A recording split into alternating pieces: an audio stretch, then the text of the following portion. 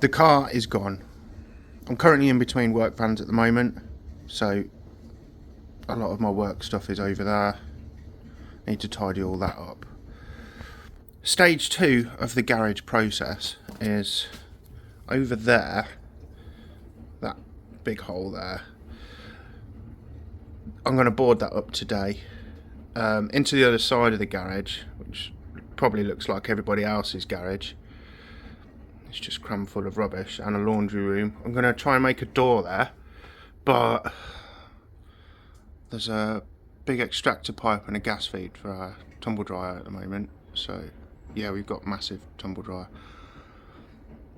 So I think I'm going to do something that stops at the underside of the silver pipe and then hinges up, so we're creating smaller gap as possible into the other side of the garage where we do our laundry and stuff, so welding fumes and all that stuff is as contained within this space as possible. All this stuff needs tidying up, but when I swap back to my work van, my actual work van next week, all that stuff will be going on it. The reason it's not on my current work van is because I've got a hoist van and I'm limited by weight and what I can carry on it, so that stuff at the moment is currently not needed, so it's in the garage. Over this side we've got the Rags to Races dog, who's having a good old sniff around in the corner. Bella, you're not saying hello? Alright then. We're going to try and cap this off, which is the gas main, which comes through the wall there and goes up there, because if I'm manhandling the car about when it comes back from the dippers, last thing I want to hit's that. We've got another socket on this side. I want to make that as safe as possible, and then there's another one here which is sort of dangling off at the moment. I have undone them from the wall when I was painting it, so it's not like they've been like that forever. So there's plenty of stuff that needs to keep going. I'm going to show you the garage from the other side now, actually. So normally I just stand in that doorway and film. Bella's getting some great camera time as well. So there's not a great deal of space there. We've got the engine hoist tucked away in the corner. Where that engine hoist is, I want to build some sort of weird fold away workbench / table thing if I've got to fabricate any panels or anything. I've got some angle iron there that I've not used yet, and I'm thinking maybe I could create some sort of MacGyver style panel bender with a lever on it, and we'd only be able to do straight lines, but if I can get it to work, it will. I tried moving the engine on my own on Monday when the car went, and it's made of the heaviest material known to the universe. It's actually made of cast, but in between the molecules of cast, it's actually filled with dark matter, and it's incredibly heavy, and I can't move it on my own. So don't know what I'm going to do with that yet. Really don't know. But everything else has gone. Everything else has been kept in stacker boxes out in the garden out there. The only thing I've got left are my wheel ramps. But yeah, that was full of panel parts and boxes of everything that came out of the car. So I've got to tidy this up. I want to get that studded out up there, and then I've got some sheets of plywood, but it's not actually plywood, it's OSB board, because I couldn't get hold of plywood yesterday when I was desperate to get some. Probably should have thought a little bit further about it, but hey ho. And there's more stuff to be done over there. Fit that door. So I've put the oil in an old AdBlue bottle that we put in our vans. Hello mate, you come to say hello again. Be responsible when you're getting rid of your oil. Don't throw it in a watercourse somewhere. Don't go around your neighbours at 1:30 in the morning and throw it in their skip when they're having an extension done. Take it to somebody who can dispose of it properly. If you've got to, give them some beer money. You know, got to do this right. I'm going to do this responsibly.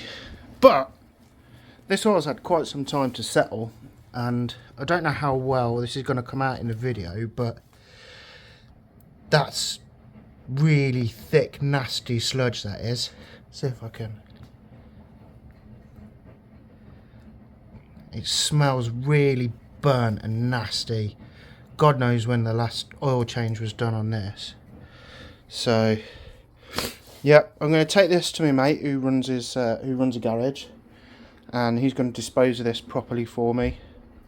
So, if you're doing the same thing, just do the right thing, guys. So, right, but I'm nearly there. I'm going to sweep all this rubbish out that I haven't had a chance to. The dashboard as a reminder.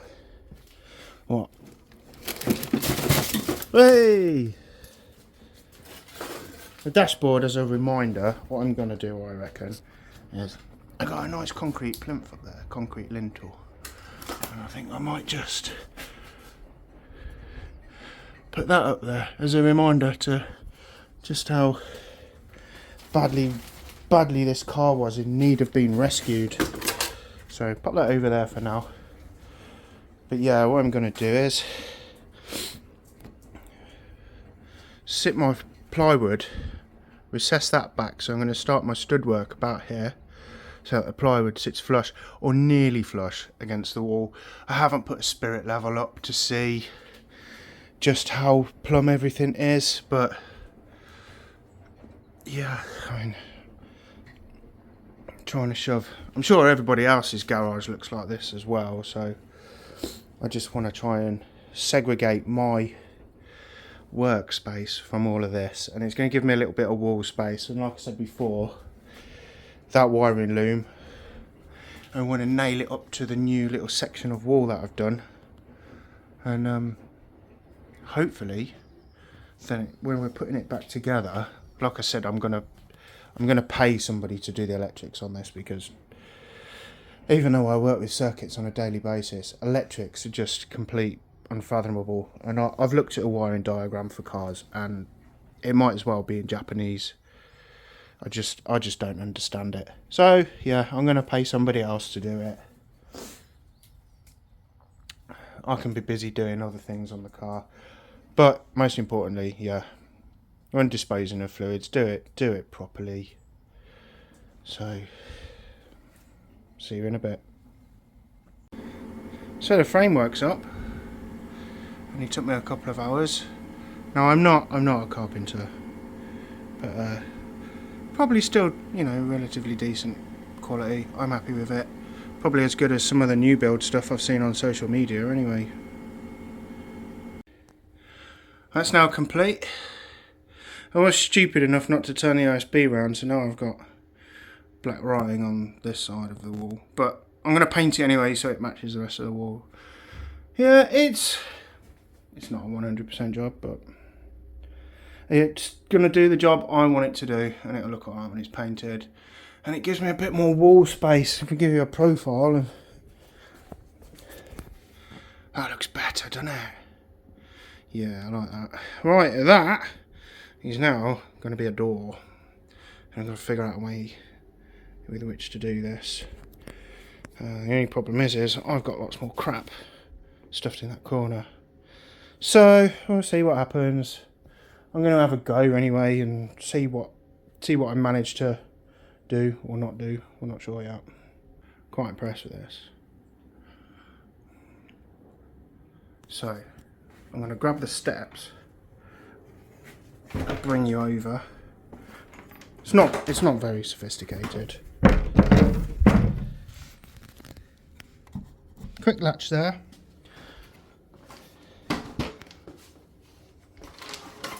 And because we've got all these pipes up here,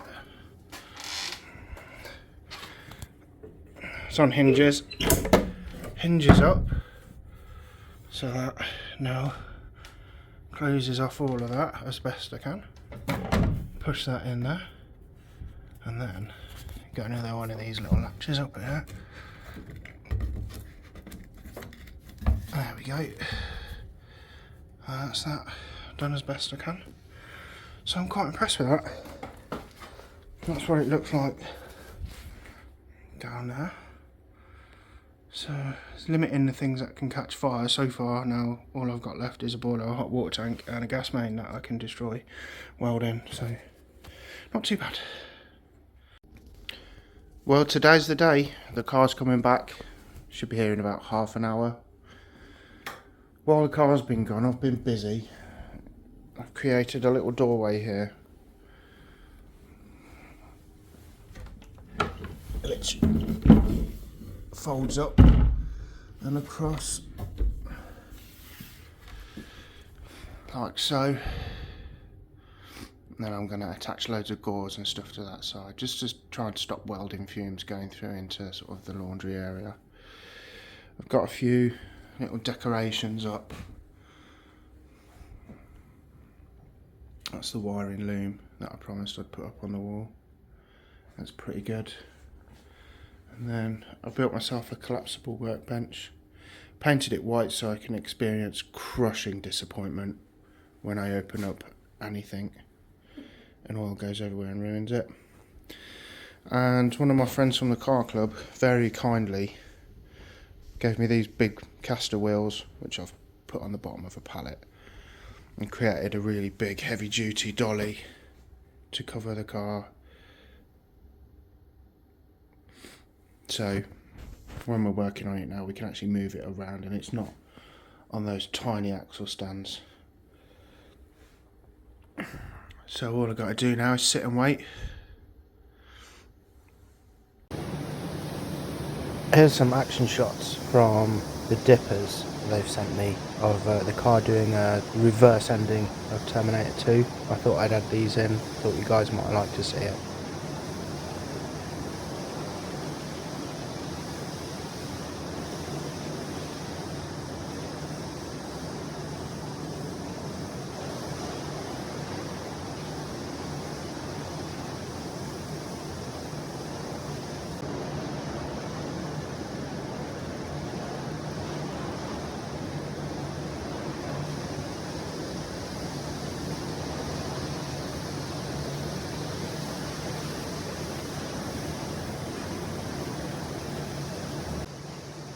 And we'll see you next time, and we'll have a good walk around the car and see what it looks like.